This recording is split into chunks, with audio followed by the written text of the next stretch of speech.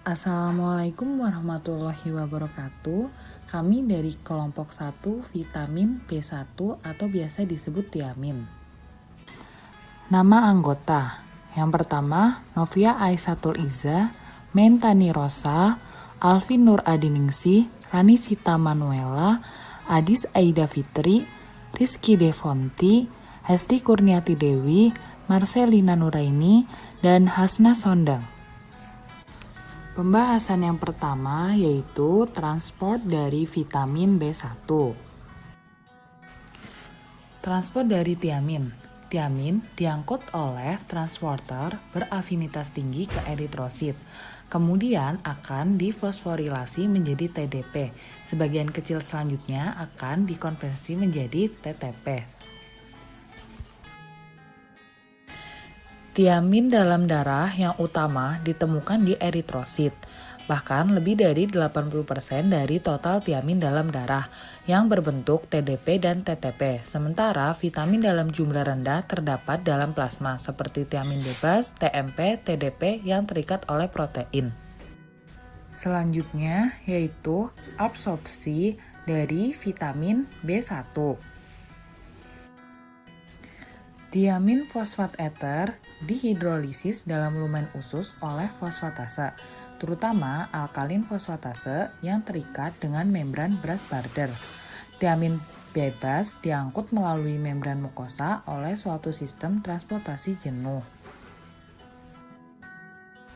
Dua transporter THTR1 dan THTR2 dikodekan oleh SLC19A2 dan SLC19A3 gen yang terlibat dalam serapan tiamin di usus. Dalam kasus diet rendah tiamin, pengeluaran ditingkatkan dari THTR2 yang diinduksi. Selanjutnya, tiamin fosfat dihidrolisis oleh fosfat intestinal dan tiamin diserap oleh transport aktif di dalam duodenum dan jejunum proksimal. Selanjutnya, carrier mediated transporter dibawa ke usus besar. Sistem transport aktif jenuh pada konsentrasi relatif rendah, sehingga membatasi jumlah yang dapat diserap. Ada juga transport aktif dari sel-sel usus ke aliran darah. Hal ini dapat terhambat oleh alkohol, sehingga dapat menyebabkan defisiensi tiamin bagi pecandu alkohol. Sebagian besar dari penyerapan tiamin difosforilasi dalam hati. Tiamin bebas dan tiamin monosfat bersirkulasi dalam plasma dan terikat pada albumin. Semua jaringan dapat mengangkut tiamin bebas dan tiamin monosfat, serta mampu menfosforilasinya menjadi bentuk aktif difosfat dan trifosfat. Sebagian kecil tiamin yang tidak diekskresikan dalam urin tidak berubah. Produk ekskresi utamanya adalah tiokrom. Keringat mungkin mengandung hingga 30-60 nmol per liter tiamin dan dalam kondisi panas memungkinkan hilangnya vitamin C. Selanjutnya yaitu reseptor dari vitamin B1. Tiamin atau vitamin B1 dapat diduga kuat mengaktifasi peroxisome proliferator activated receptor gamma PPAR gamma. Peroxisome proliferator activated receptor gamma PPAR gamma merupakan bagian dari lipid activated nuclear receptor yang terlibat dalam diferensiasi dan metabolisme lipid dari sel imun bawaan termasuk makrofag yang terlibat dalam respon inflamasi.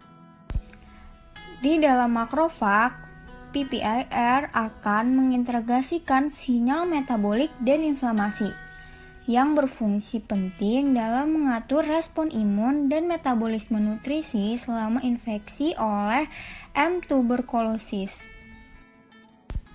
Melalui regulasi reseptor yang diaktifkan oleh PPAR, tiamin mendorong terjadinya proliferasi makrofag menjadi fenotip yang diaktifkan secara klasik melalui aktivitas mikropsida yang kuat dan peningkatan TNF. Selanjutnya, interaksi zat gizi lain dari vitamin B1.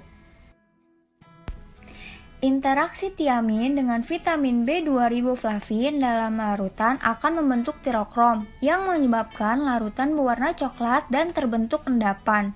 Sebaliknya, riboflavin terrelasi dengan kloroflavin yang juga dapat membentuk endapan. Pembentukan tirokrom dapat dicegah dengan penambahan asam askorbat, tetapi dapat berakibat peningkatan pembentukan kloroflavin. Interaksi antara tiamin dan riboflavin diperkuat dengan adanya niacinamide. Sekian dari kelompok vitamin B1, terima kasih.